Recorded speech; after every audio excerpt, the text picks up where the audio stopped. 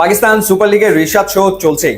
কোয়েটা গ্ল্যাডিয়েটর্সের বিপক্ষে অভিষেক ম্যাচেই বাজিমাত করেছিলেন রিশাদ। 31 রানে 3 উইকেট নিয়ে লাহোর কালান্দার্সকে ম্যাচ জেতাতে ভূমিকা রেখেছিলেন। সেই ধারাবাহিকতায় দ্বিতীয় ম্যাচে করাচি কিংসের বিপক্ষে আরো দুর্দান্ত পারফর্ম করলেন তিনি। এই দিন তিনি 4 ওভার বল করে 26 রান খরচায় নিয়েছেন 3 উইকেট। ব্যাক টু ব্যাক দুটো ম্যাচে 3টা করে উইকেট তিনি নিলেন এবং করাচি কিংসের বিপক্ষে তার ইকোনমি রেট 6.50। কিন্তু এই স্ট্যাটটা একটু অন্যরকম আসলে হতে পারতো এরকম 4 ওভার বল করে 20 রানে 4 উইকেট নিয়েছেন রিশাদ, এবং সেটা যদি তিনি করতে পারতেন সেটা তার ক্যারিয়ার বেস্ট পারফরমেন্স আসলে হয়ে যেত। সেটা হয়নি, কারণ চতুর্থ ওভারের শেষ বলে খুশদিল শাহ তাকে একটা বড় শট খেললো। বাউন্ডারি লাইনে সিকান্দার রাজা ক্যাচটা তালুবন্দি করে বাউন্ডারি লাইনটা ক্রস করে চলে গেল। সিকান্দার রাজা ঠিকঠাক ক্যাচটা কমপ্লিট করতে পারলেই এটা হয়ে যেত রিশাদের টি20তে ক্যারিয়ার বেস্ট বোলিং ফিগার। এর আগে তিনি 22 রানে 4 উইকেট নিয়েছিলেন। আজকে সুযোগ ছিল সেটাকে আসলে টপকে যাওয়ার, সেটা হয়নি।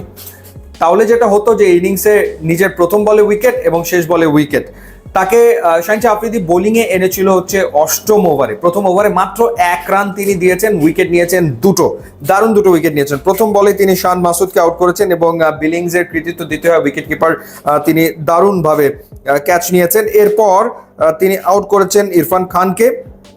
দ্বিতীয় ওভার বল করেছেন, দ্বিতীয় ওভারে মাত্র 3 রান দিয়েছেন এবং সেই ওভারে তিনি একটা উইকেট নিয়েছেন। আব্বাস আফ্রিদিকে তিনি আউট করেছেন। থার্ড ওভারে গিয়ে 11 রান দিয়েছেন এবং ফোর্থ যে ওভারটা করেছেন সেই ওভারেও তিনি দিয়েছেন কত রান, 11, 3, 14 আর 1, 15, 11 রানই দিয়েছেন শেষ ওভারটাতে। সো ওভারঅল দুর্দান্ত পারফরমেন্স নিশ্চিতভাবেই। এবং ব্যাক টু ব্যাক দুটো ম্যাচে যে ব্যাপারটা ঘটেছে যে আগে ব্যাট করেছে লাহোর কালান্দার্স, তারা কোয়েটা গ্ল্যাডিয়েটর্সের বিপক্ষে 219 রান করেছিল। প্রথমে ব্যাট করে ম্যাচটা তারা 79 রানে জিতেছিল এবং সেই ম্যাচে শুরুতেই শাহিন শাহ আফ্রিদি টপ পাওয়ার প্লেতে উইকেট তুলে নিয়েছিলেন। এদিনও একই ঘটনা ঘটেছে, অর্থাৎ প্রথমে ব্যাট করে 201 রান করেছিল লাহোর কালান্দার্স এবং যথারীতি পাওয়ার প্লেতে শাহিন শাহ আফ্রিদি এসেই টপ উইকেট নিয়েছেন এবং 3 উইকেট তো চলে গিয়েছিল, যার কারণে রিশাদের উপর দায়িত্ব ছিল মিডল অর্ডার ভাঙার। তিনি একেবারে নিজের প্রথম 2 ওভারে সেই কাজটা করে দিয়েছেন। ফখর জামান 76 রানের একটা সুপার ইনিংস খেলেছেন, ড্যারেল মিচেল 75 রানের ইনিংস খেলেছেন, যার কারণে 201, 6 উইকেটে। এবং যেটা বলছিলাম যে পাওয়ার প্লেতেই আসলে 39 রানের ভেতরে করাচি কিংস 2 উইকেট হারিয়ে ফেলেছিল, বাকি ধাক্কাটা দিয়েছেন রিশাদ।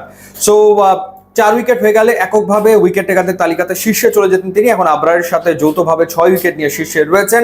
আশা করি সামনের ম্যাচগুলোতে তিনি তার এই ধারাবাহিকতা ধরে রাখতে পারবেন এবং তার যে লক্ষ্য সেই লক্ষ্যে তিনি পৌঁছতে পারবেন, অর্থাৎ লাহোর কালান্দার্সকে পাকিস্তান সুপার লিগের ট্রফি জেতানো। ইউটিউব ইনস্টাগ্রাম লিঙ্ক আছে, আপনারা যোগ দিলে খুবই খুশি হব। And thanks for watching.